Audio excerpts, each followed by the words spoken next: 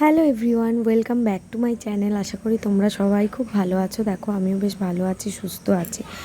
তো দেখো, অন্য দিনের মতো আজও চলে এসেছি তোমাদের সঙ্গে একটা ব্লগ শেয়ার করতে। তো চলো দেখো, আজকে সন্ধেবেলা চায়ের সঙ্গে বানিয়ে ফেলছি গরম গরম পাউরুটি দিয়ে ডিম টোস্ট। তো ভাবলাম অনেক দিন ডিম টোস্ট বানাইনি, তাই ভাবলাম ডিম টোস্ট আজকে বানাই। তো সেই মতনই ডিম ভেঙে দেখো একটু নুন দিয়ে গুলে চাটুর মধ্যে তেল দিয়ে তার উপর ডিমগুলো দিয়ে পাউরুটিগুলো পেতে পেতে দিয়ে উল্টে পাল্টে ভালো করে ভেজে নিচ্ছি গরম গরম ডিম টোস্ট।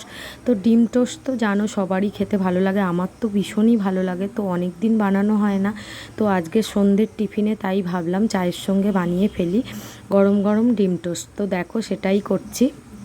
তো আর একটা ডিম দিয়ে দিয়েছি দেখো টোস্ট বানানোর জন্যে। তো সেই মতনই পাউরুটি উল্টে পাল্টে দেখো ভালো করে ভেজে নিচ্ছি চাটুতে গরম গরম ডিম টোস্ট। তো চলো এখন রেডি আমার ডিম টোস্ট। তো চলো টাটা।